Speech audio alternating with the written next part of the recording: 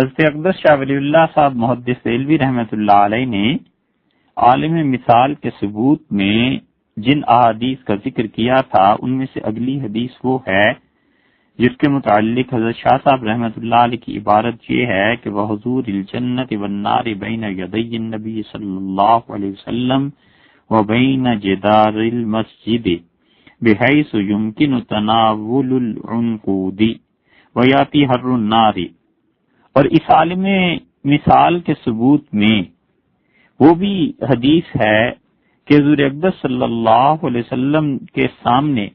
جنت اور جہنم کا پیش کیا جانا، اور آپ کو یہ جنت اور جہنم دونوں مسجد نبوی کی دیوار میں نظر آئیں، اور وہاں سے اس طرح سے نظر آئیں کہ جنت سے انگور کا ایک خوشہ لینا ممکن ہو گیا تھا، اور آگ کی جہنم کی گرمی اس کی تپش رسول اللہ صلی اللہ علیہ وسلم کے سامنے تھی۔ تو یہ عالم مثال کے متعلق ایک حدیث ہے، یہ اس کا ایک ثبوت ہے۔ حضرت شاہ صاحب رحمۃ اللہ علیہ نے جس حدیث کی طرف اشارہ فرمایا ہے یہ حدیث اصل میں صحیح مسلم کی دوسری جلد میں آئی ہے، اور امام مسلم رحمۃ اللہ علیہ نے جہاں یہ باب باندھا ہے کہ سورج گرہن کیا ہوتا ہے اور اس میں کتنی نماز کیسے پڑھنی چاہیے، تو رسول اللہ صلی اللہ علیہ وسلم نے جیسے نماز پڑھی تھی اس کی روایات بیان کی ہیں، لیکن یہ روایات آپس میں اتنی مختلف ہیں، کہیں رسول اللہ صلی اللہ علیہ وسلم کے کچھ رکوعات کا ذکر ہے، کہیں سجدوں کا ذکر ہے، کہیں طویل قیام کا ذکر ہے، کہ آپس کے اتنے اختلافات ہیں کہ ان پر سر دست ہمارا موضوع بھی نہیں اور بحث کرنا اس وقت ممکن اور مناسب بھی نہیں ہے۔ اس میں آتا ہے کہ رسول اللہ صلی اللہ علیہ وسلم نے نماز پڑھنے کے بعد خطبہ ارشاد فرمایا، اور نبی کریم صلی اللہ علیہ وسلم نے بہت طویل خطبہ دیا، اور اس کے مختلف ٹکڑے مختلف صحابہ کرام رضی اللہ عنہ نے نقل کی ہیں۔ مثلا یہ آیا ہے کہ رسول اللہ صلی اللہ علیہ وسلم کے عہد میں حضرت عائشہ رضی اللہ عنہ کی روایت میں اسی صحیح مسلم میں آتا ہے کہ رسول اللہ صلی اللہ علیہ وسلم نے فرمایا کہ دیکھو ان الشمس والقمر من آیات اللہ، سورج اور چاند اللہ کی نشانیوں میں سے ہیں، وَإِنَّهُمَا لَا يَنْخَسِفَانِ لِمَوْتِ أَحَدٍ وَلَا لِحَيَاتِهِ، اور یہ دونوں سورج اور چاند کو جو گرہن لگتا ہے تو یہ کسی شخص کی وفات اور موت کے وقت نہیں لگا کرتا۔ فَإِذَا رَأَيْتُمُوهُمَا، اور جب تم سورج گرہن کو دیکھو یا چاند گرہن کو دیکھو، فَكَبِّرُوا، تو اللہ اکبر اللہ اکبر یہ تکبیر پڑھا کرو۔ کیوں کہنے کی ضرورت یہ پیش آئی؟ وجہ یہ تھی کہ دو چیزیں اکٹھی ہو گئی۔ حضور اقدس صلی اللہ علیہ وسلم کے زمانے سے پہلے سے عربوں میں یہ بات چلی آتی تھی کہ وہ کہتے تھے سورج گرہن یا چاند گرہن اس وقت لگتا ہے جب کسی بڑے آدمی کا انتقال ہو جائے دنیا میں، تو سورج اور چاند تک اس کے وفات پر غم کرتے ہیں، نوحہ کرتے ہیں، ماتم کرتے ہیں، ان تک اس کی وفات کا اثر ہوتا ہے۔ اور اتفاق ایسا کہ سورج گرہن لگا اور اسی دن حضور اقدس صلی اللہ علیہ وسلم کے بیٹے کا انتقال ہو گیا، حضرت ابراہیم کا۔ تو وہ جو پرانا خیال تھا وہ کچھ لوگوں کے ذہن میں آیا کہ آج چونکہ رسول اللہ صلی اللہ علیہ وسلم کے صاحبزادے کا انتقال ہوا ہے، اس وجہ سے سورج کو گرہن لگ گیا۔ تو نبی کریم صلی اللہ علیہ وسلم نے قد تجلت الشمس، جب سورج بالکل صاف ہو گیا، گرہن کا اثر ختم ہو گیا،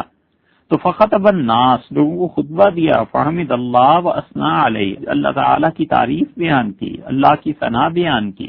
اور پھر ارشاد فرمایا کہ یہ سورج اور چاند اللہ کی نشانیوں میں سے ہیں، اور دیکھو کسی کی زندگی اور موت کی وجہ سے یہ نہیں لگا کرتے۔ رسول اللہ صلی اللہ علیہ وسلم نے اس پرانے خیال کا رد فرما دیا اور ارشاد فرمایا کہ جب یہ تو اللہ کی نشانیاں ہیں تاکہ تمہیں اللہ تعالیٰ کی ہستی کے ہونے کا یقین آئے، تو جب تم دیکھو ان چیزوں کو کہ سورج کو گرہن لگ گیا یا چاند کو گرہن لگ گیا، دونوں میں سے کوئی بھی گرہن ہو، تو کیا کرو؟ فکبروا، تکبیر کہا کرو، وادعوا اللہ، اللہ سے دعا مانگا کرو، وصلوا، اور نماز پڑھا کرو، وتصدقوا، اور صدقہ دیا کرو۔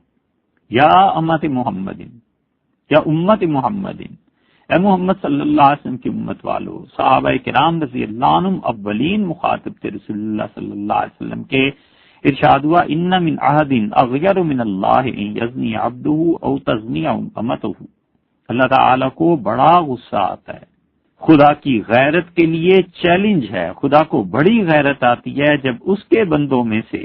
یا اس کی بندیوں میں سے کوئی آدمی، مرد یا عورت زنا کا مرتکب ہو، بدکاری کرے. اللہ کو بڑا غصہ، بڑی غیرت آتی ہے کہ منع کیا تھا نالائق کو، کیوں یہ کام کرتے؟ یا امت محمد، اے محمد صلی اللہ علیہ وسلم کی امت والو، واللہ لو تعلمون ما اعلم، اللہ کی قسم اگر تمہیں علم ہو جائے ان چیزوں کا جو میں محمد صلی اللہ علیہ وسلم جانتا ہوں، لبقیتم کثیرا وضحکتم قلیلا، تو تم لوگ زیادہ رویا کرو زندگی میں اور ہنسی تمہاری یہ کم ہو جائے. الا ہل بلغت، تو میں نے اللہ کا پیغام تم تک پہنچا دیا. رسول اللہ صلی اللہ علیہ وسلم نے اس موقع پر یہ فرمایا. دوسری روایت میں آتا ہے، پہلی روایت یہ تو حضرت عائشہ رضی اللہ عنہا کی تھی، اور دوسری روایت وہ بھی ام المومنین عائشہ رضی اللہ عنہا کی ہے. وہ کہتی ہیں کہ رسول اللہ صلی اللہ علیہ وسلم کھڑے ہوئے اور آپ نے فرمایا کہ لا یخسفان لموت احد ولا لحیات، لوگو یہ جو سورج گہن اور چاند گہن لگتے ہیں کسی شخص کی زندگی اور موت کا ان کا ساتھ کوئی تعلق نہیں ہے. وَإِذَا رَأَيْتُمُوهَا، اور جب تم سورج گہن یا چاند گہن کو دیکھو، فَافْزَعُوا لِلصَّلَاةِ، بھاگو دوڑو جلدی کرو نماز پڑھو، نماز کا اہتمام کرو. فَصَلُّوا حَتَّى يُفَرِّجَ اللَّهُ عَنكُم، نماز پڑھتے رہنا حتیٰ کہ یہ چاند گہن اور سورج گہن ختم ہو جائے. اور پھر یہ بھی فرمایا رأیت فی مقامی ھذا، میں نے آج اپنی اس نماز میں دیکھا ہے کل شیء وعدتم، ہر وہ چیز جس کا میں تم سے وعدہ کرتا ہوں، یعنی جنت اور جہنم. حتی لقد رأیتنی ارید ان آخذ قطفا من الجنت حین رأیتمونی جعلت اقدمہ، یہاں تک کہ میں نے جنت کو دیکھا اور اس میں کھجور کا ایک خوشہ تھا، ایک گچھا تھا، تو تم نے دیکھا تھا نماز میں آگے ہوا، میں نے آگے بڑھ کے اس کھجور کے خوشے کو لینا چاہا. وَلَقَدْ رَأَيْتُ جَهَنَّمَ يَحْتِمُ بَعْضُهَا بَعْضًا، اور میں نے اس مسجد نبوی کی سامنی دیوار میں جہنم کو بھی دیکھا،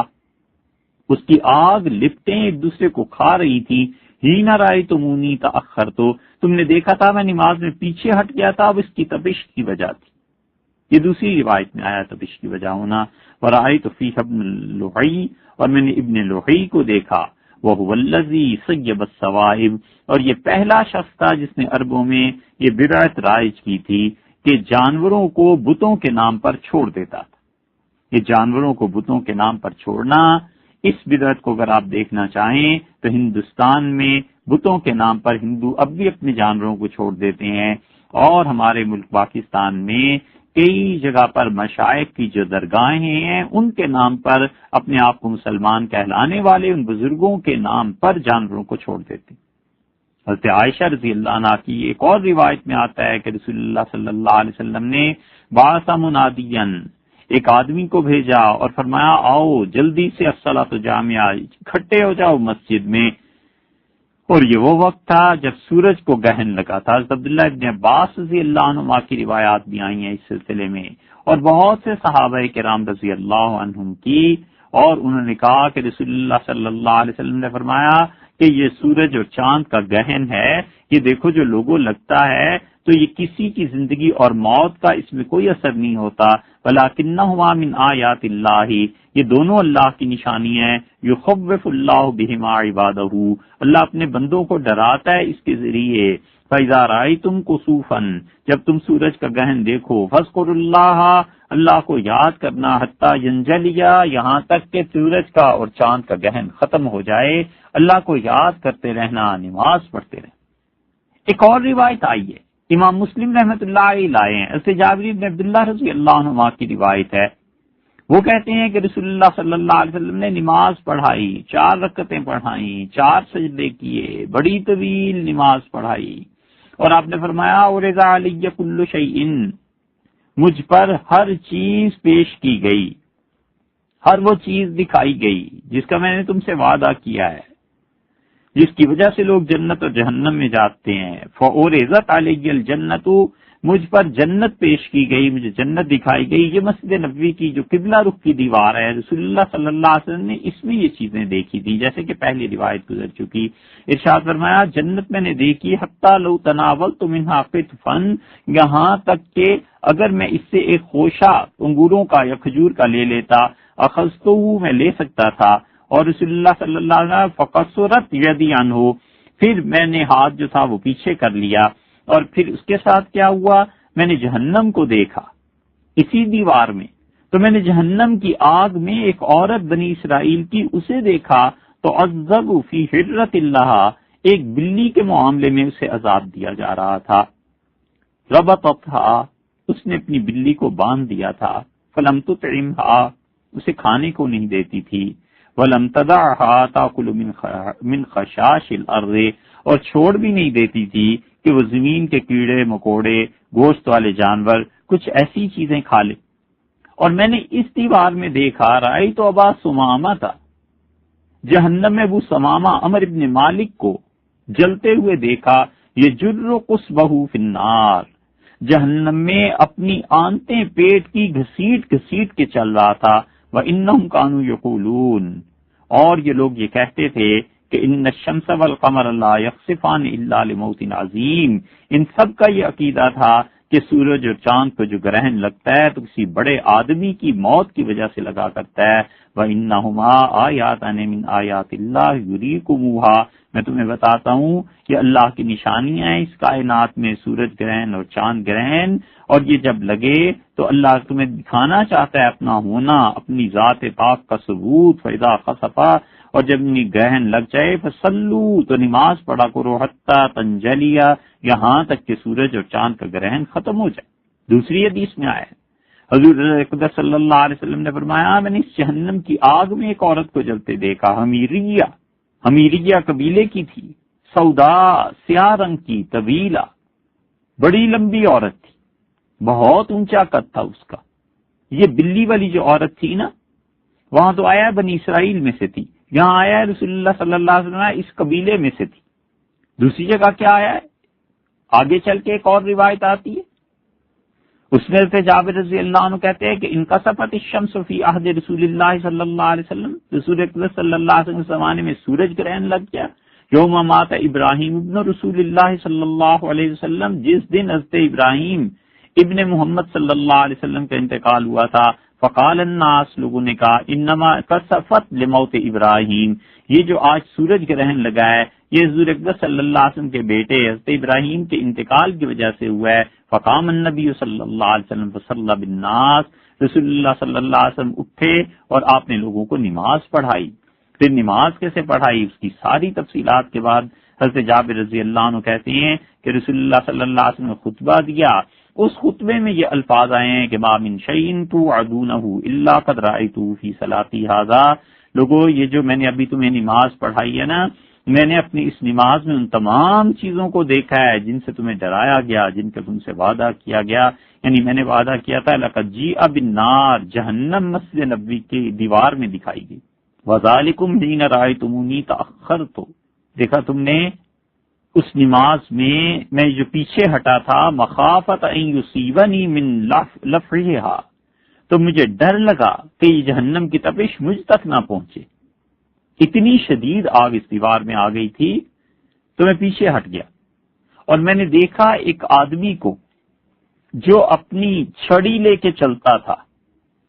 وہ جہنم میں بھی اس چھڑی کے ساتھ تھا۔ اور یہ کون آدمی تھا؟ کان یسرق الحاج بمحجنہ، یہ آدمی اپنی چھڑی کے ذریعے حاجی لوگوں کی چوریاں کرتا تھا، حج کے لیے لوگ آتے تھے، یہ چوریاں کرتا تھا۔ یہ جو حج میں جا کر عمرے میں جا کر چوریاں کرتے ہیں نا، ان کے لیے اتنی بڑی سزا کی بات رسول اللہ صلی اللہ علیہ وسلم نے فرمایا، وہ اللہ کے گھر جو مہمان آتے تھے ان کی چوری کرتا تھا، خدا نے اسے جہنم میں پھینکا، تو میں نے دیکھا جہنم میں جس سٹک اور چھڑی سے وہ چوری کیا کرتا تھا وہ اس سمیت جہنم میں چل رہا تھا۔ ہوتا کیا تھا، یہ اپنی چھڑی کے ساتھ ایک ہک لگوا لیتا تھا اور لوگوں کے سامان جو پڑے ہوتے تھے اس ہک کے ذریعے یہ انہیں اٹھا لیتا تھا۔ اگر تو کسی نے دیکھ لیا تو انفوتنا لہو، رسول اللہ صلی اللہ علیہ وسلم نے فرمایا اگر پتہ چل جاتا تو کسی کو قالا، کہتا تھا انما تعلق بمحجنی، یہ تو میری چھڑی کے ساتھ آگے جو ہک لگی ہوئی ہے اس کے ساتھ چپک گئی تھی، یہ چیز رکھ لو، واپس لے لو۔ وَإِن غُفِلَ عَنْهُ، اور اگر آدمی غافل ہوتا تھا سامان کا مالک، ذهب بِهِ، یہ چرا کر لے جاتا تھا۔ میں نے اسے دیکھا اپنی اس چھڑی سمیت جہنم میں چل رہا تھا۔ وَحَتَّى رَأَيْتُ فِيهَا صَاحِبَةَ الْحِرَّةِ الَّتِي ربطتھا، اور یہاں تک کہ میں نے اس عورت کو دیکھا جس نے بلی پالی تھی اور باندھ دیا تھا بلی کو، اور اس نے اسے نہیں چھوڑا، نہ کھانے کو دیا، حتی ماتت جوعاً، وہ بلی بھوکی مر گئی، تو اللہ نے اسے جہنم میں پھینکا ہوا تھا، اللہ تعالیٰ نے اسے سزا دی۔ ثم جیء بالجنتی، پھر میں نے جنت کو اس دیوار میں دیکھا۔ جو تم نے دیکھا تھا، آج تمہیں نماز پڑھاتے پڑھاتے تقدم تو میں آگے چلا گیا تھا، حتی کنت فی مقامی، یہاں تک کہ پھر پلٹ کے میں اپنی اصل جگہ پر واپس آیا۔ وَلَقَدْ مَدَدتُّ يَدِي، میں نے اپنا ہاتھ آگے کیا، وَأَنَا أُرِيدُ أَنْ أَتَنَاوَلَ مِنْ ثَمَرِهَا، اور میں نے چاہا کہ میں جنت کا ایک پھل توڑ لوں، ایک گچھا توڑوں، لِتَنْظُرُوا إِلَيْهِ، تاکہ تم اسے دیکھو، میں تمہیں دکھاؤں جنت کے پھل کیسے ہوتے ہیں۔ ثُمَّ بَدَا لِي أَلَّا أَفْعَلَ، پھر یہ بات مجھ پر ظاہر ہوئی کہ مجھے ایسے نہیں کرنا۔ یہ دلیل ہے اس بات کی کہ نبی اجتہاد کرتا ہے علیہ الصلوۃ والسلام، اور پھر اللہ کی طرف سے بتا دیا جاتا ہے کہ یہ کام آپ مت کیجئے، اور رسول اللہ صلی اللہ علیہ وسلم نے اس اجتہاد سے رجوع فرما لیا۔ ایک اور روایت سنیے، رسول اللہ صلی اللہ علیہ وسلم نے فرمایا الا قد رأیت فی مقامی ھذا، حضرت اسماء رضی اللہ عنہا کی روایت ہے، وہ کہتی ہیں کہ حضور اقدس صلی اللہ علیہ وسلم کے دور میں سورج کو گہن لگا، میں حضرت عائشہ رضی اللہ عنہا کے پاس گئی، وہ نماز پڑھ رہی تھی، تو میں نے کہا ما شان الناس یصلون، لوگوں کو کیا ہو گیا ہے، نماز کیوں پڑھ رہے ہیں؟ تو انہوں نے اشارہ فرمایا اپنے سر سے آسمان کی طرف، تو میں نے کہا کوئی اللہ کی نشانی ہے؟ فرمایا ہاں۔ پھر میں نے دیکھا، اسماء رضی اللہ عنہ کہتی ہیں رسول اللہ صلی اللہ علیہ وسلم نے بڑا طویل قیام کیا، یہاں تک کہ سورج میں دھوپ میں مسلسل کھڑا ہونے کی وجہ سے مجھے غشی آ گئی،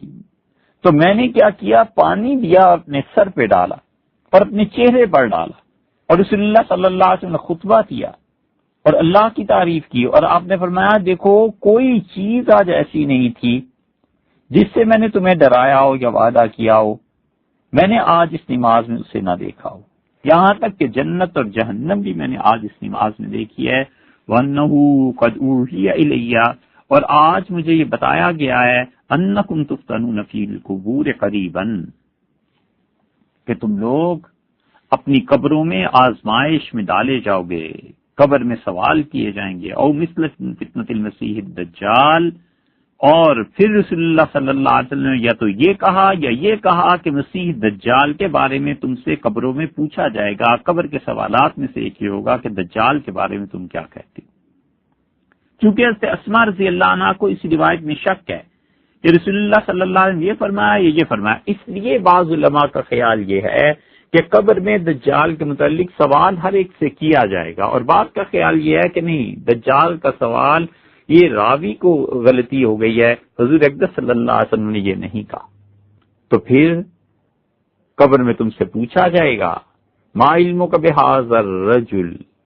مجھے آج اس نماز میں بتایا گیا ہے کہ قبروں میں تم سے پوچھا جائے گا کہ لوگوں تم کیا کہتے ہو اس آدمی کے بارے میں، ام المومن اب الموقن،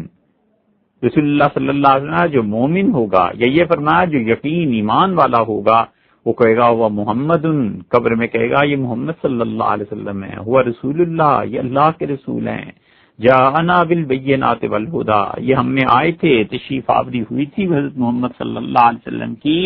اللہ کے ہونے کے واضح دلائل، اسلام کی حقانیت اور ہدایت کی راہ ہمیں دکھا کر گئے، فعجبنا، ہم نے رسول اللہ صلی اللہ علیہ وسلم کو مانا واطعنا، اور ہم نے نبی کریم صلی اللہ علیہ وسلم کی اطاعت کی تھی۔ 3 مرتبہ یہ قبر میں کہے گا مومن، فیقال لہ نم، فرشتے کہیں گے سو جا، قد کنا نعلم انک لتؤمن بہ، ہمیں پہلے ہی پتا تھا تو حضور اقدس صلی اللہ علیہ وسلم پہ ایمان رکھتا ہے، فنم صالحا، بڑی خوشی سے آرام سے سو، اپنی قبر میں آرام سے نیند کر، اللہ تعالی ہمیں اور آپ کو اپنے اپنے وقت پہ نصیب کرے۔ کاش ایسے ہی ہو جائے، اور کاش 3 مرتبہ یہ کہنے کا موقع مل جائے، خدا اپنے نبی صلی اللہ علیہ وسلم کے صدقے اور خدا اپنے فضل سے اور کوئی نیکی جو اس نے قبول فرما لی ہو اپنی مہربانی سے، اس کے صدقے کبھی کوئی اچھائی ہو گئی ہو اور اس نے پسند فرما لی ہو، اس کے صدقے یہ بات 3 مرتبہ کہنے کی توفیق دے دے کہ وہ محمد، ہوا رسول اللہ، جاءنا بالبینات والہدی، فَأَجَبْنَا وَأَطَعْنَا وَأَمَّا الْمُنَافِقُ، اور رسول اللہ صلی اللہ علیہ وسلم اس خطبے میں یہ بھی فرمایا کہ منافق بالمرتاب، یہ جسے شک تھا میرے بارے میں، فَيَقُولُ لَا أَدْرِي، وہ کہے گا کچھ پتا نہیں، اللہ بچائے، اللہ محفوظ رکھے۔ سمعت الناس یقولون شیئا، میں نے زندگی میں بس یہ سنا تھا لوگ اس طرح کی باتیں کرتے تھے، فقلت، میں نے بھی کہہ دیا، اللہ محفوظ رکھے۔ کتنے ہی مسلمان ہیں جو آج ایمان کو جانتے ہی نہیں، کچھ پہچانتے نہیں، منافقوں جیسا کردار ہے۔ بھائی کہیں قبر میں یہ بات ہو گئی تو پھر کیا ہوگا؟ کہتا ہے لا ادری، یہ جس شخص کے بارے میں، جس ہستی کے بارے میں فرشتوں تم آج پوچھ رہے ہو، مجھے کچھ پتا نہیں۔ لوگ کہتے تھے حضور صلی اللہ علیہ وسلم کے متعلق کچھ، میں نے بھی وہی کہہ دیا، باقی میں کچھ نہیں جانتا۔ یہ حضرت اسماء رضی اللہ عنہا کی روایت۔ آگے روایت آ گئی حضرت عبداللہ ابن عباس رضی اللہ عنہما کی، وہ کہتے ہیں رسول اللہ صلی اللہ علیہ وسلم نے فرمایا کہ دیکھو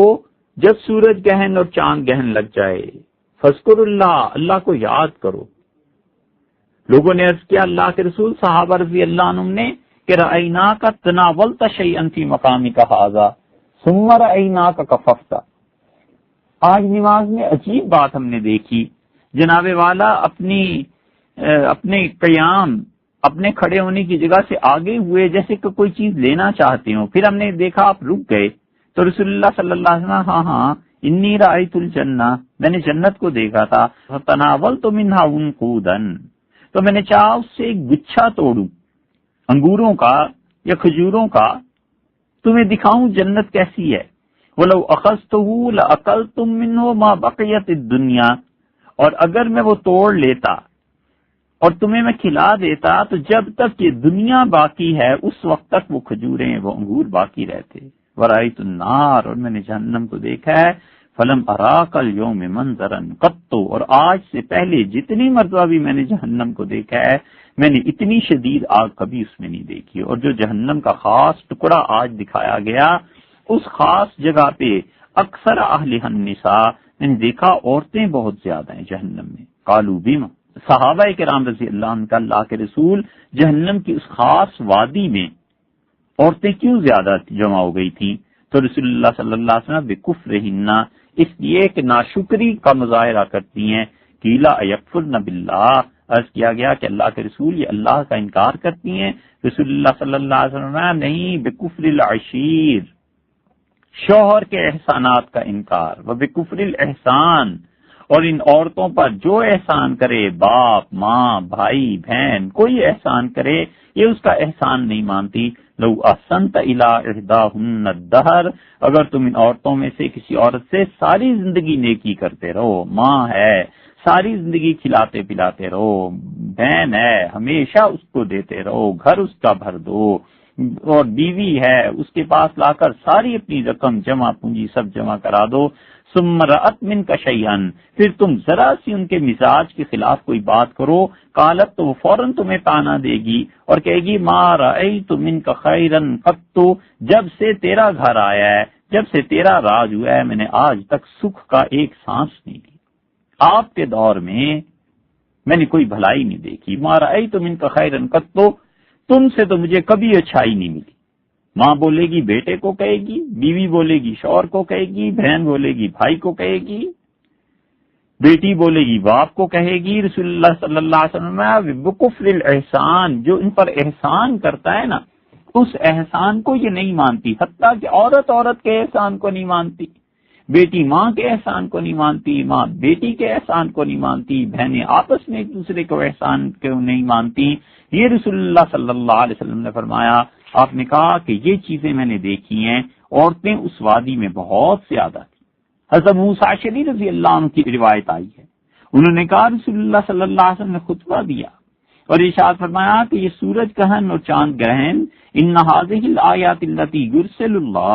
اللہ تعالیٰ یہ اپنی نشانیاں تمہیں دکھاتا ہے، لا تکون لموت احد ولا لحیات، کسی آدمی کی زندگی اور موت کی وجہ سے یہ چیزیں نہیں ہوا کرتی، ولکن اللہ یرسلها یخوف بها عبادہ، اللہ تعالیٰ یہ چیزیں اس لیے دکھاتا ہے تاکہ لوگوں تم میں اللہ کا خوف پیدا ہو۔ فَإِذَا رَأَيْتُم مِّنْهَا شَيْئًا، جب سورج کو گہن لگے یا چاند کو، فَافْزَعُوا إِلَىٰ ذِكْرِهِ،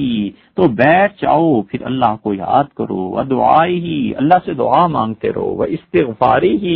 اور اللہ سے معافی مانگتے رہو۔ اللہ تعالیٰ یہ سب کچھ اس لیے دکھاتا ہے تاکہ لوگ اللہ کی طرف رجوع کریں، نماز پڑھیں، اللہ کو یاد کریں، دعا کریں، استغفار کریں۔ ان تمام روایات میں جہاں یہ آیا ہے کہ رسول اللہ صلی اللہ علیہ وسلم آگے بڑھے نماز میں اور پیچھے ہٹے، تو جہنم کی تپش کی وجہ سے نبی کریم صلی اللہ علیہ وسلم پیچھے ہٹے کہ کہیں یہ آگ آگے کو نہ آ جائے، تپش آگے تک نہ پہنچے۔ اور جہاں رسول اللہ صلی اللہ علیہ وسلم آگے بڑھے، نبی کریم صلی اللہ علیہ وسلم کا بڑھنا اس لیے تھا کہ یہاں پر جنت میں جو پھل نظر آ رہے ہیں ان پھلوں میں سے کوئی پھل لے لیں، اور پھر اللہ تعالیٰ کی طرف سے روک دیا گیا کہ نہیں، آپ ایسے نہ کیجئے۔ یہ جو دیوار میں جنت اور جہنم کا نظر آنا ہے نا، اب ایک دیوار ہے مسجد نبوی کی، اس میں آگ نظر آ رہی ہے، اس میں جنت نظر آ رہی ہے، یہ سب وہ عالم مثال ہے جو رسول اللہ صلی اللہ علیہ وسلم کو یہاں پر دکھایا گیا تھا۔ اس سے حضرت شاہ ولی اللہ رحمۃ اللہ علیہ عالم مثال کی حدیث لائے ہیں ثبوت کے طور پہ، اور کہتے ہیں وہ حضور الجنت والنار بین یدی النبی صلی اللہ علیہ وسلم، اور رسول اللہ صلی اللہ علیہ وسلم کے سامنے جو جنت اور جہنم کو پیش کیا گیا، وبین جدار المسجد، اور مسجد کی دیوار میں یہ چیزیں دکھائی گئیں، بحیث یمکن تناول العنقود، اور ممکن تھا کہ رسول اللہ صلی اللہ علیہ وسلم ہاتھ بڑھا کر اس گچھے کو لے لیتے، ویاتی حر النار، اور جو جہنم کی آگ جو آ رہی تھی یا تپش جو پہنچ رہی تھی، یہ ساری چیزیں وہ ہیں جو عالم مثال کو ثابت کرتی۔ حضرت شاہ صاحب رحمۃ اللہ علیہ کا دور اس عالم مثال میں ثابت کرنے کے لیے یہ تھا 1750-60 کا۔ آج سے سمجھ لیجئے کہ کم و بیش 250 سال پہلے کا۔ اس زمانے میں اس سے بھی پہلے 350 سال پہلے، 400 اور 500 سال پہلے لوگوں کا تعجب ہوتا تھا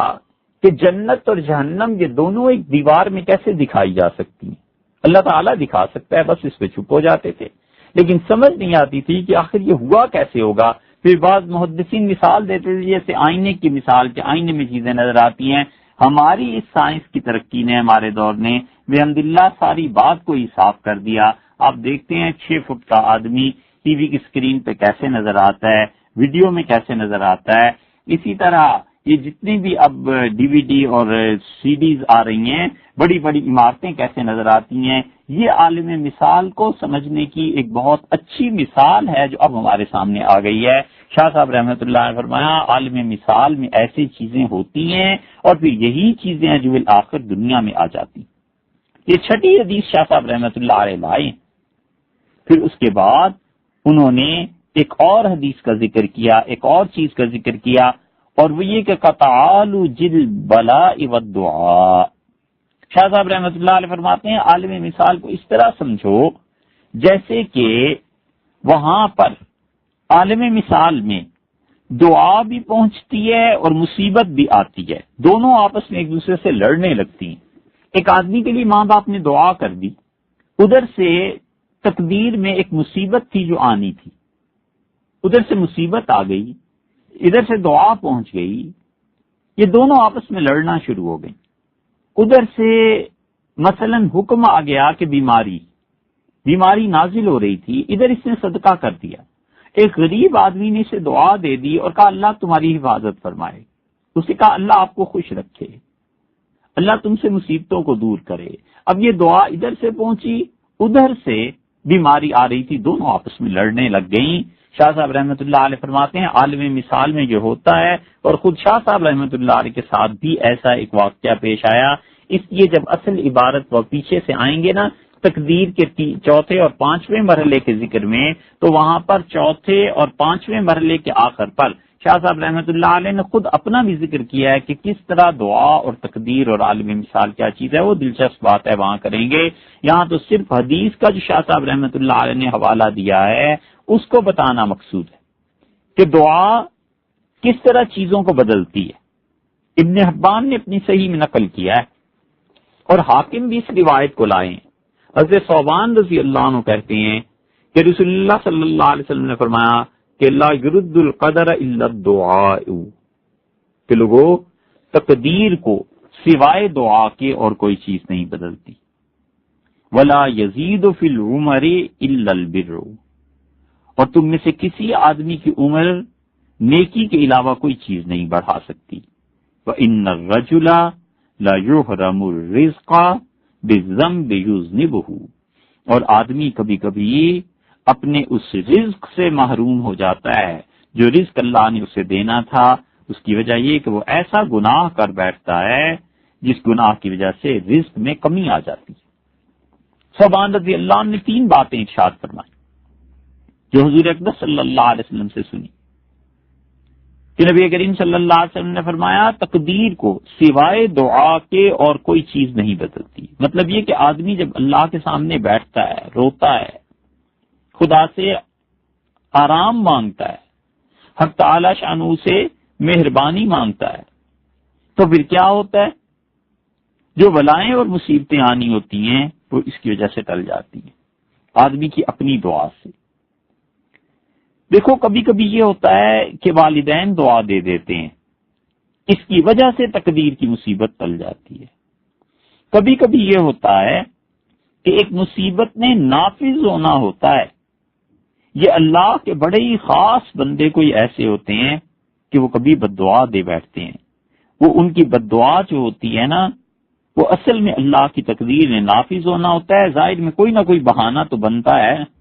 تو وہ بہانہ یہ بن جاتا ہے کہ یہ بد دعا دے بیٹھتے ہیں اور وہ بد دعا پوری ہو جاتی ہے. بس اللہ تعالیٰ کو دکھانا ہوتا ہے کہ یہ میرا بندہ اتنا اچھا ہے، مجھے لگتا کہ بد دعا دے دے تو بد دعا لگ جائے گی. عجیب و غریب ہے، اللہ تعالیٰ کبھی کبھی اس تقدیر کو پورا کروا دیتا ہے اپنے خاص بندوں کے ذریعے، اور ڈائریکٹ نہیں، انڈائریکٹ. مثلا ماں کا مقام ہوتا ہے، اللہ کے ساتھ تعلق ہوتا ہے. وہ یہ نہیں کہتی اپنے داماد کو کہ تو مر جائے، وہ اپنی بیٹی سے کہتی ہے، لڑائی ہوتی ہے تو اپنی بیٹی سے کہتی ہے اللہ میرا بدلہ تجھ سے لے لے. اور پتہ چلتا ہے کہ چند دن میں بیٹی بیوہ ہو گئی. اب یہ جو بیوہ ہو جاتی ہے نا، یہ اس وجہ سے نہیں ہے کہ ساس نے ڈائریکٹ اپنے داماد کو بد دعا دی، اس نے بد دعا دی بیٹی کو، اور بیٹی کے حوالے سے وہ بد دعا پہنچ گئی کہیں اور بیٹی بے آسرا اور بے گھر ہو گئی. اللہ کی تقدیر کبھی اس طرح بھی آ جاتی ہے. اس لیے دعا اور بد دعا کا معاملہ بڑا عجیب ہے. خود اپنے لیے دعا نہیں مانگی، والدین سے دعا نہیں لی، کسی غریب کی مدد کر دی، وہ غریب دعا دے دیتا ہے تو وہ دعا آسمان کی طرف اٹھتی ہے اور اوپر سے مصیبت آ رہی ہوتی ہے، یہ آپس میں لڑنا شروع کر دیتی ہیں. دعا اس مصیبت کو بھگا دیتی ہے. نہ خود دعا مانگی، نہ والدین نے دی، نہ کسی غریب کی مدد کی کہ اس سے دعا ملے، کسی کو اس کا حق دلا دیا، کسی مظلوم کی مدد کر دی. بس اس مظلوم کے دل سے اس شخص کے لیے دعا نکلی کہ اس نے مجھے انصاف دلایا، پیسہ دے دیا، یہ کام کر دیا. یہاں سے دعا نکلی اور اوپر سے جو مصیبت آ رہی تھی، اس دعا نے اس کے ساتھ کشتی شروع کر دی اور وہ مصیبت ٹل گئی اور دعا نے اسے پچھاڑ دیا. یہ ہے رسول اللہ صلی اللہ علیہ وسلم کا فرمانا کہ لا یرد القدر الا الدعاء، کہ لوگوں تقدیر کو کوئی چیز نافذ ہونے سے نہیں روک سکتی سوائے دعا کے، کہ دعا تقدیر کے نفاذ میں رکاوٹ بن جاتی ہے. اور انسان کی عمر میں بس صرف نیکی ہے جو اضافہ کر سکتی. آدمی نیکی کرتا رہے، عمر میں اضافہ ہو جاتا ہے. 60 سال کی عمر تھی 70 سال ہو جاتی ہے، کبھی کبھی 60 کے 60 ہی رہتے ہیں، 70 نہیں ہوتے. مگر اللہ تعالیٰ 60 سال میں اتنا کام لے لیتا ہے جتنا 70 سال میں ہو سکتا تھا. اللہ تعالیٰ کبھی کبھی 50 برس میں اتنا کام لے لیتا ہے جتنا 100 سال کی عمر ہوتی تو بھی نہ ہو سکتا. حضرت شاہ ولی اللہ رحمۃ اللہ علیہ کے اوقات میں عمر میں اللہ نے برکت دی، اور شاہ صاحب رحمۃ اللہ علیہ نے 60 سال کی عمر میں وہ کام کر دیا جو اگر ان کو 80 برس بھی مل جاتے تو شاید نہ ہو پاتا. اتنا بڑا کام کیا. اور پھر تیسرا جملہ رسول اللہ صلی اللہ علیہ وسلم، لوگوں آدمی کبھی رزق سے محروم ہو جاتا ہے اس گناہ کی وجہ سے جو کرتا ہے. اس لیے جتنے لوگ بھی ہمارے پاس آتے ہیں کہتے ہیں کہ مولوی صاحب تعویذ دے دیں، کاروبار ختم ہو گیا، یہ ہو گیا، پیسہ کم ہو گیا. ہم کہتے ہیں گناہ چھوڑ دو. اس کو نہیں مانتے، کہتے نہیں مولوی صاحب کوئی تعویذ دو، رزق میں برکت ہو جائے، گھر میں برکت ہو جائے. ہم کہتے ہیں جو بات رسول اللہ صلی اللہ علیہ وسلم نے فرمائی ہے اس کو کیوں نہیں سمجھتے؟ نبی کریم صلی اللہ علیہ وسلم نے فرمایا مت گناہ کرو، بہت سے گناہ ایسے ہیں جو رزق سے محروم کر دیتے ہیں، چھوڑ دو گناہوں کو۔ پھر اس کے بعد بھی اگر رزق میں برکت نہ ہو تو پھر کہو بنیاد میں ہی کھنڈت ڈال رکھی ہے۔ حضرت عائشہ رضی اللہ عنہا کی روایت حاکم نے، طبرانی نے نقل کیا، مسند بزار میں آئی ہے۔ حضرت شاہ صاحب رحمۃ اللہ علیہ حجت اللہ میں یہ جو فرما رہے ہیں نا کہ قطعالج البلاء والدعاء، کہ دعا اور آفت مصیبت آپس میں کشتی کرتی ہیں، لڑتی ہیں، یہ الفاظ اصل میں آئے ہیں حاکم اور طبرانی میں حضرت عائشہ رضی اللہ عنہا کی روایت میں کہ رسول اللہ صلی اللہ علیہ وسلم نے فرمایا لا یغنی حذر من قدر، لوگو تدبیر جو ہے نا وہ تقدیر کے مقابلے میں کام نہیں دیتی۔ والدعاء ينفع مما نزل ومما لم ينزل، اور دعا بس فائدہ دیتی ہے ان مصیبتوں میں جو نازل ہو گئی ہیں، اور وہ مصیبتیں جو اب تک نہیں آئی ہیں دعا اس میں فائدہ دے جاتی ہے۔ وَإِنَّ الْبَلَاءَ، اور دیکھو بلا اور مصیبت ينزل وہ آسمان سے آتی ہے، فَيَلْقَاهُ الدُّعَاء، اور پھر دعا سے ملاقات کرتی ہے، فَيَعْتَلِجَانِ إِلَى يَوْمِ الْقِيَامَةِ، قیامت کے دن تک یہ لڑتی جھگڑتی رہیں گی۔ دعا کہتی ہے مت جاؤ اس کی طرف، مصیبت کہتی ہے میں جا کے رہوں گی، دونوں ایک دوسرے سے لڑتی رہتی ہیں قیامت تک، یعنی ہمیشہ ہمیشہ۔ جیسے عائشہ رضی اللہ عنہا کی روایت میں حضور اقدس صلی اللہ علیہ وسلم نے 3 باتیں ارشاد فرمائیں۔ پہلی بات یہ ارشاد فرما دی کہ دیکھو تقدیر جو نافذ ہونی ہوتی ہے نا تو تدبیر کچھ فائدہ نہیں دیتی۔ مطلب کیا ہے؟ مطلب یہ کہ اللہ کی قطعی تقدیر، کبھی فیصلہ آخری حتمی ہو جاتا ہے، مثلا یہ کہ اس آدمی کو موت دینی ہے، بس پھر ڈاکٹر بے وقوف ہو جاتا ہے، پھر دوا کچھ دینی ہوتی ہے دے کچھ دیتا ہے، پھر گاڑی نہیں ملتی، پھر مریض کو اسپتال لے جاتے وقت زیادہ ہو جاتا ہے، پھر مریض بھی پہنچ گیا، دوا بھی دے دی، سب کچھ ہو گیا، اور کہتا ہے بس 5 منٹ میں کچھ بھی ہو سکتا ہے، اور پھر کچھ ہو ہی جاتا ہے۔ لا یغنی حذر من قدر، آدمی کی بے بسی، اپنی بے حقیقت ہونا اور کچھ نہ کر سکنا، اور اللہ کی قضا، اللہ کی قدر اور اللہ تعالی شانہ کے فیصلوں کو طوعاً او کرہاً تسلیم کرنا پڑ جاتا ہے۔ سر جھکا کے رو دیتی ہے، گھر اجڑ جاتا ہے، اور سر جھکا کے رو دیتا ہے، اور جسے بڑے ارمان اور محبت اور چاہت سے گھر بسانے کے لیے لایا تھا وہ بچوں کو بغیر ممتا کے چھوڑ کے دنیا سے چلی جاتی ہے، اور کچھ نہیں کر سکتا سوائے اس کے کہ اللہ کی تقدیر کے سامنے رو دے۔ آدمی کو اپنی حقیقت اس وقت پتہ چلتی ہے۔ یہ ہے مراد رسول اللہ صلی اللہ علیہ وسلم کی کہ لا یغنی حذر من قدر، لوگوں خدا کی جو کبھی کبھی فیصلہ نافذ ہوتا ہے نا قطعی حتمی اور آخری، اس کے سامنے انسانوں کی تدبیریں بیکار چلی جاتی۔ والدعاء ينفع مما نزل ومما لم ينزل، البتہ دعا فائدہ دیتی ہے اس مصیبت میں جو تم پہ نازل ہو چکی۔ اس سے سوال یہ پیش آتا ہے کہ جو مصیبت آ گئی اس میں دعا نے کیا فائدہ دیا؟ اس میں دعا اس طرح فائدہ دیتی ہے کہ آدمی پر مصیبت تو آ گئی جو آنی تھی، لیکن یہ دعا مانگتا ہے تو اس مصیبت کی وجہ سے جو بے قراری اور جو پریشانی ہوتی ہے اللہ اس بے قراری اور پریشانی کو دور کر دیتا ہے۔ وہ مصیبت زیادہ بھی ہو سکتی تھی، یہ دعا مانگتا ہے کہ اللہ اتنی مصیبت آ گئی ہے، اللہ مہربانی کر، تو باقی مصیبت رک جاتی ہے۔ وہ دعا اسے اس طرح بھی نفع دیتی ہے کہ کہتا ہے اللہ جو مصیبت آنی تھی وہ آ گئی، اللہ میں تیری تقدیر پر راضی ہوں، مگر پروردگار آئندہ کے لیے حفاظت ہو، تو اسے تقدیر پر راضی ہونے کی وجہ سے اللہ بے حد و حساب اجر عنایت فرماتا ہے، بے شمار گناہ اس کے معاف ہوتے ہیں۔ اس لیے رسول اللہ صلی اللہ علیہ وسلم دعا کرتے رہنا ان مصیبتوں کے لیے بھی جو نازل ہو گئی ہیں اور جو بھی نہیں نازل ہوئی، اور جو نہیں نازل ہوئی وہاں تو معاملہ آسان ہے کہ یہ آدمی دعا کرتا ہے تو ان مصیبتوں پہ فرق پڑتا ہے، اور اس کی صورت رسول اللہ صلی اللہ علیہ وسلم نے تیسرے جملے میں ارشاد فرما دی کہ مصیبت، تکلیف، پریشانی آتی ہے اور دعا ادھر سے پہنچتی ہے، فَيَعْتَلِجَانِ، اور یہ دونوں آپس میں ایک دوسرے سے گتھم گتھا ہو جاتی ہیں، دعا لڑتی ہے مصیبت سے الی یوم القیامہ، قیامت کے دن تک۔ تو مراد یہ کہ اس آدمی کی زندگی یا موت یا قیامت کچھ بھی مراد دی جا سکتی ہے کہ اس میں وہ دعا لڑتی رہتی ہے اس مصیبت سے کہ تم اسے مت پہنچو. مثلا کسی نے بد دعا دے دی کہ اللہ تیری آخرت برباد کرے، ادھر سے دعا پہنچ گئی، ادھر سے بد دعا آ گئی، دونوں لڑ رہی ہیں اب آپس میں. جب تک آخرت میں یہ جنت میں نہ پہنچ جائے لڑائی جاری رہے گی، حتیٰ کہ اللہ فیصلہ کر دے کہ اللہ نے اسے کدھر بھیجنا ہے. دعا بد دعا پہ غالب ہے یا بد دعا دعا پہ غالب ہے، یہ تو فیصلے پھر قیامت میں ہوں گے نا. فیات علی جانی الی یوم القیامہ، رسول اللہ صلی اللہ علیہ وسلم نے فرمایا دیکھو یہ چیزیں ایسے ہی ہیں، اسی طرح ہوتا ہے، یہی چیزیں. عبداللہ ابن مسعود رضی اللہ عنہ کی روایت میں کیا اچھی بات رسول اللہ صلی اللہ علیہ وسلم نے فرمائی. آپ نے فرمایا دیکھو جہاں تک تقدیر کا معاملہ ہے، صلی اللہ من فضلہ، اللہ سے ہمیشہ خیر مانگا کرو. فإن اللہ یحب ان یسأل، اللہ کو یہ بات بڑی اچھی لگتی ہے کہ لوگ اس سے مانگے اور لوگ اس سے خیر مانگے.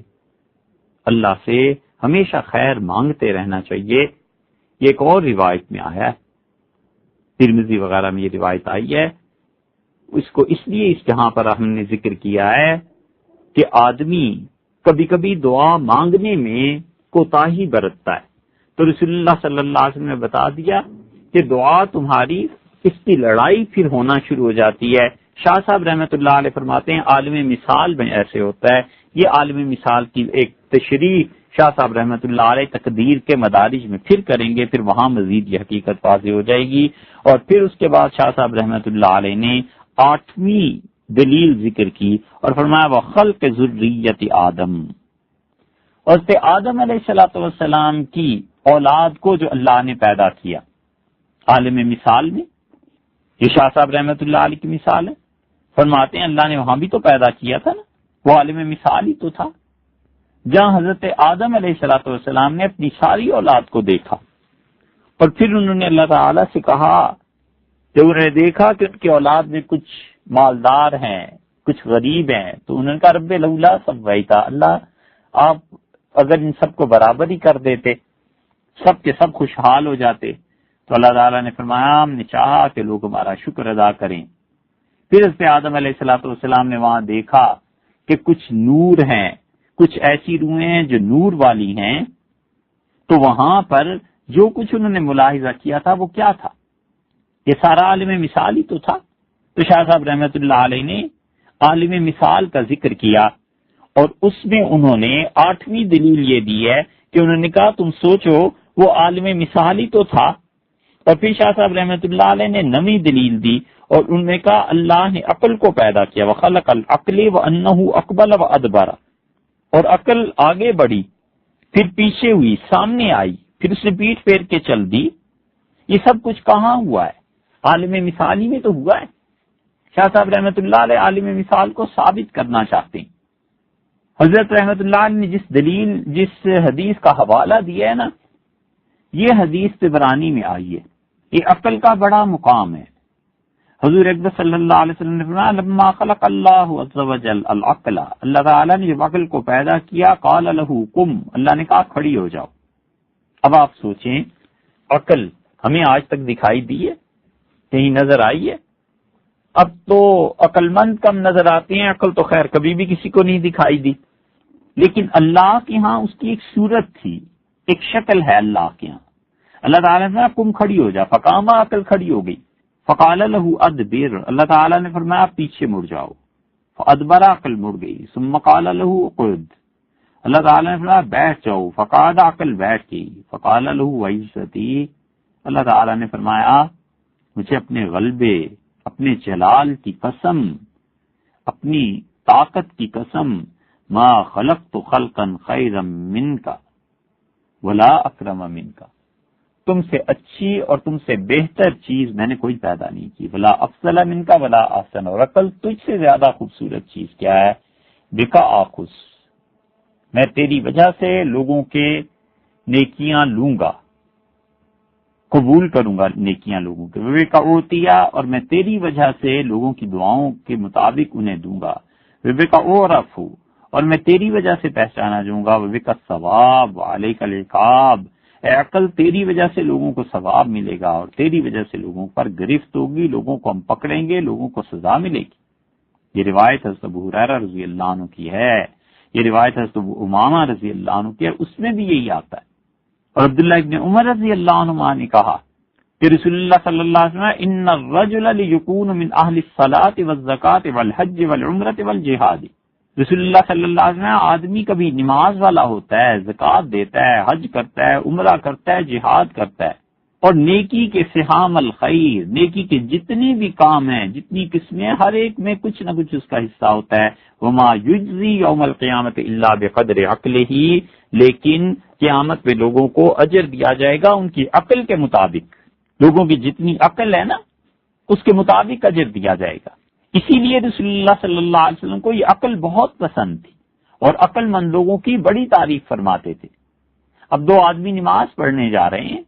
ایک آدمی نے دیکھا بارش ہوئی بھی ہے، گلی میں پانی کھڑا ہے، احتیاط سے ایک کونے سے ہو کر گزرتا ہے، اور دوسرا کچھ عقل نہیں کرتا اور انہی جوتوں کو حرکت دیتے ہوئے، وہی جوتے چٹکھاتے ہوئے کیچڑ اور پانی میں سے گزر رہا ہے۔ نتیجہ یہ کہ پہلا آدمی اپنی عقل کے استعمال سے اپنے آپ کو کیچڑ سے بچا کر پاک کپڑوں سے نماز پڑھ رہا ہے، دوسرے آدمی کے کپڑوں پر کیچڑ کے کچھ چھینٹے لگ گئے، اب نماز یہ بھی پڑھ رہا ہے مگر اس کے کپڑوں پر کچھ نشانات ہیں، اسے کم ثواب ملے گا، اس نے عقل کا استعمال کیا، اس سے زیادہ ثواب ملے گا۔ ایک آدمی نے عقل کی، وہ کہتا ہے کہ آج شدید گرمی ہے اور سفر بھی درپیش ہے، تو اس لیے مجھے چاہیے کہ تھوڑا سا رک کے جو ٹرین 10 بجے 12 بجے چلتی ہے اس پہ چلا جاؤں، اور اس سے پہلے کچھ ٹھنڈک حاصل رہے گی، گھر میں آرام کر لوں، روزہ اس طرح پورا ہو جائے گا۔ اس کے مقابلے دوسرا آدمی سوچتا ہی نہیں اور سفر شروع کر دیتا ہے اور شدید گرمی میں سفر کرتا ہے اور پھر روزہ رکھنے پہ افسوس کا اظہار کرتا ہے کہ میں نے روزہ کیوں رکھا۔ اب روزہ دونوں نے پورا کر لیا، دونوں نے سفر کیا، لیکن ایک آدمی کو کوئی شکایت پیدا نہیں ہوئی، وہ اللہ کا شکر ادا کرتا ہے، کہتا ہے اللہ کا شکر ہے صبح کچھ آرام کر لیا تھا اور مجھے ڈر تھا کہ راستے میں گرمی ہوگی، مصیبت پیش آئے گی، لیکن گرمی تو تھی، مصیبت نہیں ہوئی، صبح کو نیند پوری کر لی تھی، حشاش وشاش ہے۔ اس آدمی کو عقل کے استعمال کی وجہ سے خدا زیادہ ثواب دے گا اور دوسرے کو ثواب دے گا مگر تھوڑا، جو اللہ نے عقل دی تھی اسے کیوں نہیں استعمال کیا۔ ہمارے زمانے میں 20 لوگ ایسے ملیں گے جو دین پر عمل کرتے ہوئے عقل کا استعمال نہیں کرتے۔ اللہ نے عقل دی ہے، استعمال کرو اسے۔ یہ تھوڑا ہی ہے کہ نماز، روزہ، حج اور زکوٰۃ یہ ساری چیزیں بس عقل کو استعمال نہیں کرنا۔ رسول اللہ صلی اللہ علیہ وسلم ما یجزی یوم القیامت الا بقدر عقلہ، آدمی کو اس کے اعمال کا ثواب دیا جائے گا اتنا ہی جتنا اس کی عقل تھی، عقل کو استعمال کیا ہے۔ تو مثال ایسے ہی ذرا تکلیف دہ سی مگر امید ہے آپ اس سے سننا گوارا کریں گے۔ ایک آدمی کو ضرورت ہے اور یہ سب کی ضرورت ہے، استنجا کیا، ناپاکی سے فارغ ہوا، اب ٹیشو پیپر اس کے ہاتھ میں ہے، اس نے ٹیشو پیپر خرید لیا تھا، جو پیشاب کے قطرے ہیں وہ اس کو سکھاتا ہے، خشک کرتا ہے۔ اس کے مقابلے میں دوسرا آدمی ہے، اس زمانے میں وہ مٹی کا ڈھیلا لے کے کھڑا ہو جاتا ہے،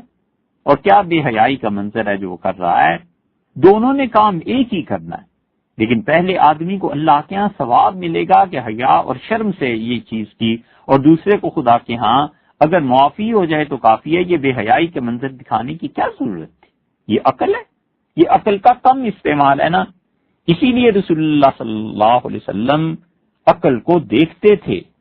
اور اسی وجہ سے مروان ابن سالم وغیرہ کی روایات میں آتا ہے، اگرچہ اس راوی پہ جرا ہے لیکن حضرت عبداللہ ابن عباس رضی اللہ عنہ کی روایت آتی ہے، حضرت ابو درداء رضی اللہ عنہ کی روایت آتی ہے۔ رسول اللہ صلی اللہ علیہ وسلم نے حضرت ابو درداء رضی اللہ عنہ کی روایت میں فرمایا کہ اذا بلغہ عن رجل شدت عبادت، رسول اللہ صلی اللہ علیہ وسلم کو جب بتایا جاتا تھا کہ اتنا آدمی بہت عبادت کرتا ہے اللہ کی، سالا عن عقلہ، رسول اللہ صلی اللہ علیہ وسلم فرماتے تھے اس میں عقل بھی ہے یا نہیں۔ فإن قالوا، اگر لوگ کہتے تھے کہ اللہ کے رسول عقل ہے، قال ارجو لہ، رسول اللہ صلی اللہ علیہ وسلم فرماتے تھے مجھے اللہ سے بڑی امید ہے۔ فإن قالوا حسن قال ارجو لہ وإن قالوا غیر ذلک، اور صحابہ رضی اللہ عنہ اگر کہتے تھے کہ اللہ کے رسول اتنا سمجھدار نہیں ہے، تو رسول اللہ صلی اللہ علیہ وسلم لا یبلغ صاحبکم حیث تظنون، جتنا تم اسے عبادت گزار سمجھتے ہو نا کہ اللہ کے ہاں وہ اس طرح جنت میں اتنے اعلیٰ اونچے مقام پر فائز ہو جائے گا، ایسے نہیں ہے، تمہارا دوست وہاں تک نہیں پہنچ سکتا۔ اللہ نے عقل دی ہے، اللہ تعالیٰ نے شعور اور سمجھ دی ہے، گھر سے نکلتا ہے، بادل دیکھتا ہے، روزنامہ خبرنامہ سنتا ہے کہ اچھا کل بارش ہوگی، اور جب فجر میں اٹھا تو بارش کے آثار سے چھتری لے کے مسجد میں جاتا ہے، نماز پڑھتا ہے، اشراق پڑھتا ہے، اللہ کو یاد کرتا ہے، چھتری تلے واپس آ جاتا ہے، کپڑے نہیں بھیگے، آرام سکون وقار سے۔ اور دوسرا، اس نے پرواہ ہی نہیں کی بارش ہوگی یا نہیں ہوگی، وضو کیا اور بھاگتے بھاگتے مسجد میں پہنچ رہے ہیں اور بھیگ رہے ہیں بغیر عزت کے، اور واپسی پہ بھی پھر افسوس ہوتا ہے کہ یار چھتری لے آتے، عقل کا استعمال کیوں نہیں کیا، پہلے عقل ٹھکانے نہیں تھی، کہاں گئی بھی تھی۔ حضور اکبر صلی اللہ علیہ وسلم عبادت کے ساتھ یہ پوچھتے تھے، سالہ عن عقل ہی پوچھتے تھے کہ عقل اس میں کتنی ہے۔ یہ احادیث پہلی مرتبہ ہم عرض کر رہے ہیں، اس لیے بڑی چبھتی ہیں ان لوگوں کو جن پر عبادت کا، ان چیزوں کا غلبہ ہو جاتا ہے، اور آدمی دوسرا کوئی سمجھا دے کہ یار کوئی عقل سے کام لو، انسان بنو، بس اس کے دشمن ہو جاتے ہیں۔ یہ سب چیزیں رسول اللہ صلی اللہ علیہ وسلم نے ہی فرمائی ہیں۔ حضرت ابو درداء رضی اللہ عنہ کہتے ہیں کہ جب رسول اللہ صلی اللہ علیہ وسلم کو بتایا جاتا تھا کہ بڑی عبادت کرتا ہے، سالہ نقلی، فرماتے تھے عقل بھی ہے اس میں کہ نہیں، بیوی ہے، بچے ہیں، ان کی ذمہ داری ہے، ان بچوں کو گلیوں کے محلے کے ماحول سے باز رکھنا ہے، پرے رکھنا ہے، اور انصاف کو بجائے اس کے کہ اپنی اولاد کی تربیت کی فکر کریں۔ معلوم ہوا کہ مسجد میں تشریف لے گئے تھے ظہر میں، اور آ رہے ہیں اب عشاء کے بعد واپس، اتنے 5، 7، 8 گھنٹوں میں بچوں نے کیا کیا؟ بچوں کو کون پڑھائے گا؟ بچوں کو ویڈیو سینٹرز پہ جانے سے کون روکے گا؟ بچوں کے ساتھ گھر میں بیٹھ کے ان کی تربیت کون کرے گا؟ بچوں کو انسانی معاشرے کے آداب کون سکھائے گا؟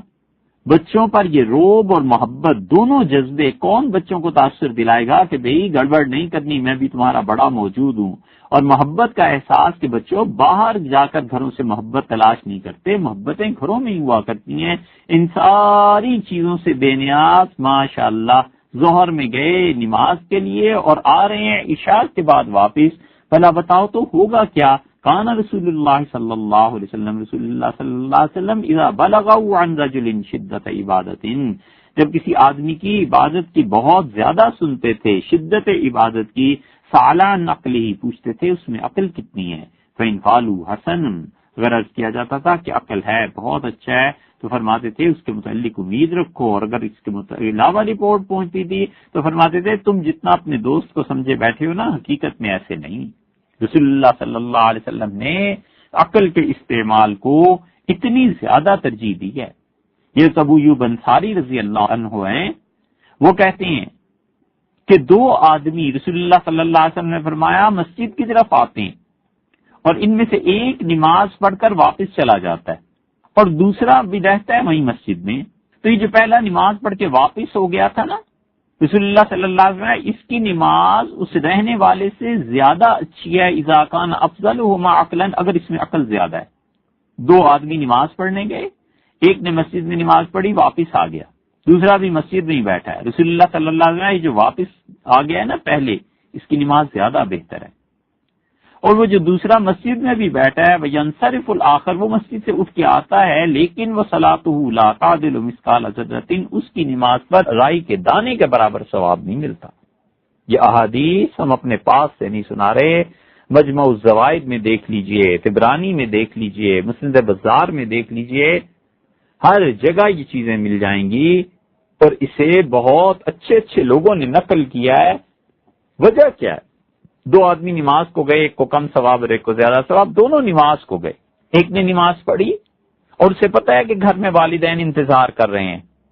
آتا ہے اپنے والدین کے دل کو خوش کرتا ہے، وقت پہ گھر آیا، آ کے بیٹھ کے پڑھنا شروع کر دیا، لیٹ گیا، سو گیا، جو زندگی کی ضروریات تھیں کام کیے، ماں نے کہا یہ چیز لا دو، والد نے کہا فلاں جگہ پہ چلنا ہے۔ دوسرے کے گھر میں بھی یہی ضرورت ہے، وہ بھی نماز نہیں ہے، باپ کہتا ہے اب کس کے ساتھ جاؤں، بوڑھا ہو گیا ہوں، ڈرائیور رکھ نہیں سکتا، ڈرائیور ہے وہ سمجھتا نہیں ہے، بیٹے کو نماز سے فرصت نہیں ملتی، کدھر جاؤں، باپ تنگ ہو گیا، ماں تنگ ہو گئی، بہن بھائی کہتے ہیں بھائی آتا، بیٹھتے، کھانا کھاتے، محبت سے، وہ جا کے مسجد میں ہی بیٹھ گیا ہے، فرض نماز پڑھ لی، جب سنت موقدہ پڑھ لی تو اب گھر جانا چاہیے تھا، اب وہ ان اعمال میں لگا ہوا ہے جو نفلی اعمال ہیں۔ رسول اللہ صلی اللہ علیہ وسلم کیا بتاتے ہیں؟ آپ نے فرمایا وہ جو پہلے واپس آ گیا ہے نا، اس کی نماز زیادہ ثواب والی ہے اگر اس میں عقل ہے، اور یہ دوسرا بعد میں واپس آیا ہے لا تعدل مثقال ذرۃ، اس کو اس کی نماز کا رائی کے دانے کے برابر ثواب نہیں ملا، اس لیے کہ نماز پڑھ لی اللہ کے لیے اور حقوق العباد کو ضائع کر دیا۔ جب حقوق العباد کو ضائع کر دیا تو وہ فرض جو پڑھا ہوا تھا اس کا اور اس کا آپس میں موازنہ کیا جائے گا تو مصیبت بڑھ جائے گی، تکلیف بڑھ جائے گی۔ ان احادیث کے متعلق شاہ صاحب رحمۃ اللہ علیہ کہتے ہیں کہ اللہ تعالیٰ نے سب سے پہلے عقل کو پیدا فرمایا اور عقل کو کہا کہ آگے چلی جا، پیچھے آ جا۔ اللہ تعالیٰ نے فرمایا تو ایسی اچھی چیز ہے کہ تو اس سے بہتر چیز کوئی پیدا نہیں کی۔ یہ عقل کی ایک شکل تھی، ایک صورت تھی۔ رسول اللہ صلی اللہ علیہ وسلم نے اس کے متعلق بتایا ہے عالم مثال میں عقل کو پیدا کیا گیا، اگرچہ ہم اس کی تصویر نہیں دیکھ سکتے مگر اس کی کچھ حقیقت ہے نا۔ یہ نویں مثال تھی جو شاہ صاحب رحمۃ اللہ علیہ نے دی کہ عالم مثال ان چیزوں سے ثابت ہوتا ہے۔ ابھی شاہ صاحب رحمۃ اللہ نے جو اور مثالیں ارشاد فرمائی ہیں حدیث کے مطابق باقی